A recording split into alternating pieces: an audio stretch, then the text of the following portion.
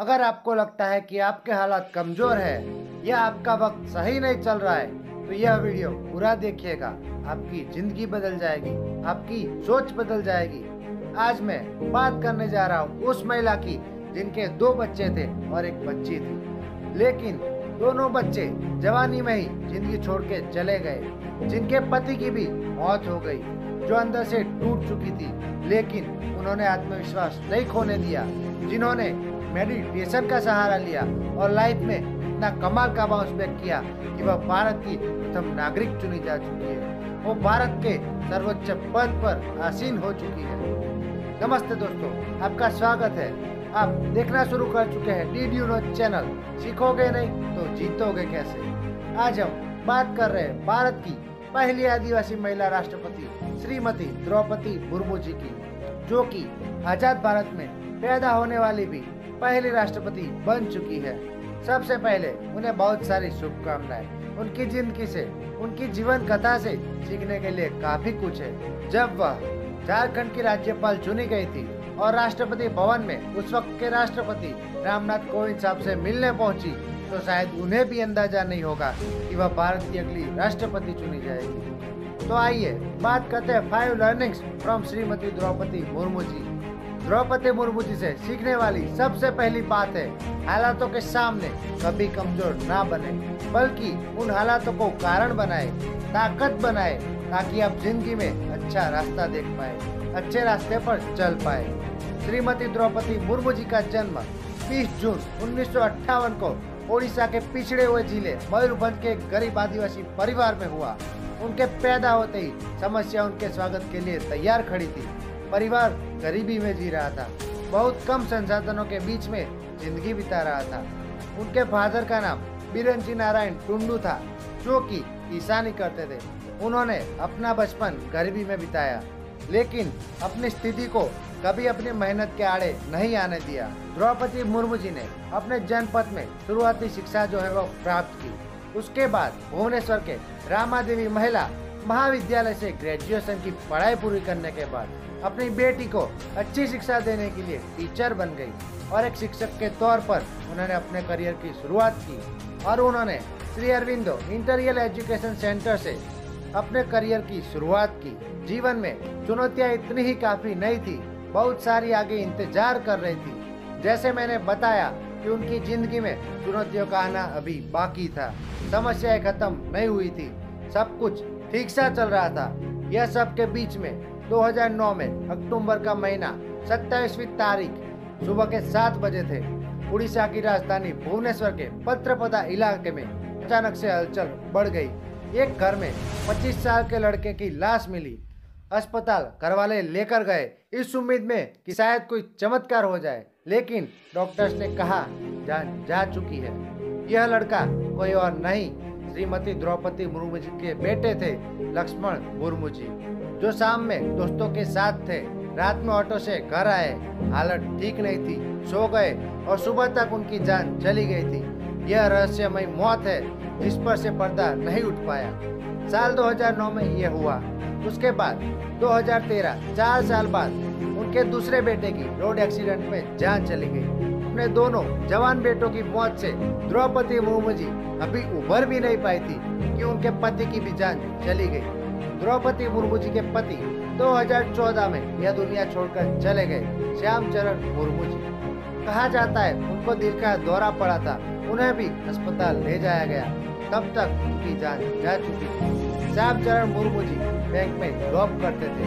अब द्रौपदी मुर्मू जी की फैमिली में सिर्फ उनकी बेटी थी, वो भी बैंक में जॉब करती है। द्रौपदी मुर्मू जी अंदर से टूट चुकी थी।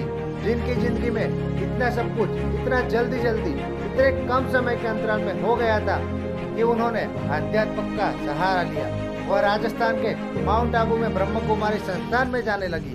कई दिनों तक मेडिटेशन करने लगी, ध्यान करने लगी, तनाव कम करने के लिए कोशिश करने लगी। उन्होंने राजयोग भी सीखा और संस्थान के अनेक कार्यक्रम में उन्होंने हिस्सा लिया। अपने आप को और ताकतवर बनाने लगे। कहने का मतलब यह है कि हालात चाहे कितने भी विपरीत हो, आपको पहाड़ की तरह बनना है, उनसे ऊपर उठना है। तीसरी सबसे बड़ी बात जो द्रौपदी मुर्मू जी की लाइफ हमें सिखाती है, लाइफ में आप ईमानदार रहे, अपने पैशन को फॉलो करते रहे, सही रास्ते पर चलते रहे, एक न एक दिन आप अचीव जरूर करेंगे।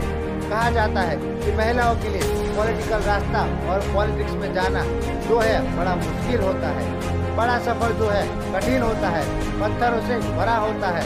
और द्रौपदी मुर्मू जी का यहाँ तक पहुँचना कोई आम बात नहीं है। दुनिया आज उनके बारे में बात कर रही है क्योंकि उन्होंने तमाम संघर्ष का सामना किया। शुरुआती दौर में पॉलिटिकल करियर की शुरुआत उन्होंने बीजेपी के साथ में की। उड़ीसा में बीजेपी से जुड़ने के बाद 1997 में उनको पारी जीत दी और रायरंगपुर पंचायत से उन्होंने पार्षद का पद संभाला। इसके बाद उनकी पार्टी ने उनके पैशन को देखते हुए उन्हें अनुसूचित जनजाति मोर्चा का वाइस प्रेसिडेंट बना दिया। साल 2000 से 2002 में बीजेपी और बीजेडी की जो गठबंधन की सरकार थी उसमें मंत्री बनी। उसके बाद 2002 से 2004 तक फिर से वो उड़ीसा की मिनिस्टर चुनी गई। उसके बाद में जो कुछ हुआ वह आपको मालूम है। उनकी पर्सनल लाइफ में उथल पुथल मची हुई थी। वो मेडिटेशन का सहारा ले रही थी, मेडिटेट कर रही थी, अध्यात्म के रास्ते पर भी एक नए जीवन की शुरुआत कर चुकी थी, कमबैक की कहानी लिख रही थी, जिसके बीच में उन्होंने 2015 से 2021 तक झारखंड का राज्यपाल चुन लिया गया और 2022 में अब वो भारत की पहली आदिवासी महिला राष्ट्रपति बन चुकी है। उनका सफर हमें बताता है कि जीवन में आप सही रास्ते को चुनिए, उस पर चलते रहिए, एक न एक दिन आपको मंजिल डेफिनेटली मिलेगी। और चौथी सबसे बड़ी बात वो सिखाती है, लाइफ में निष्पक्ष बने रहिए।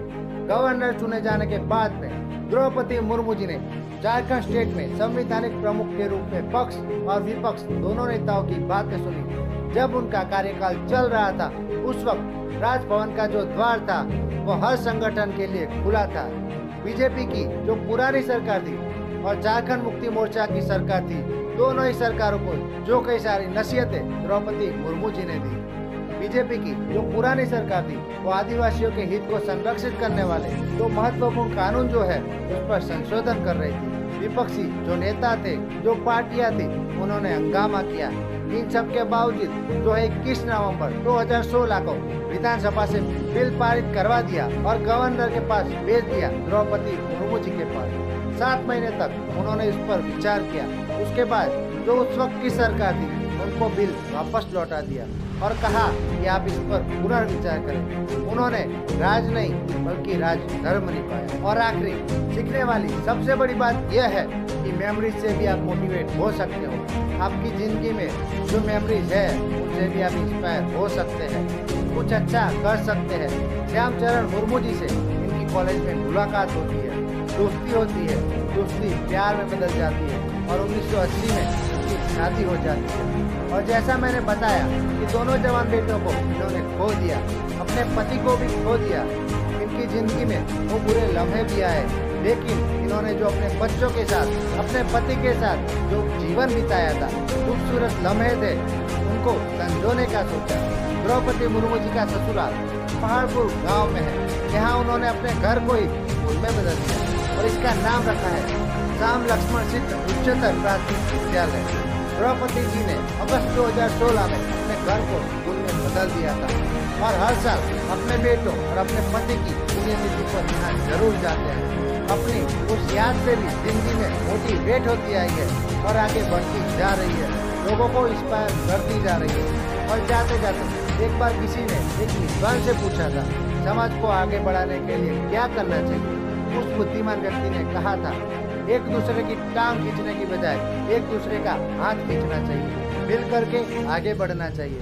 द्रौपदी मुर्मू जी की कहानी भी आज यही सिखाती है।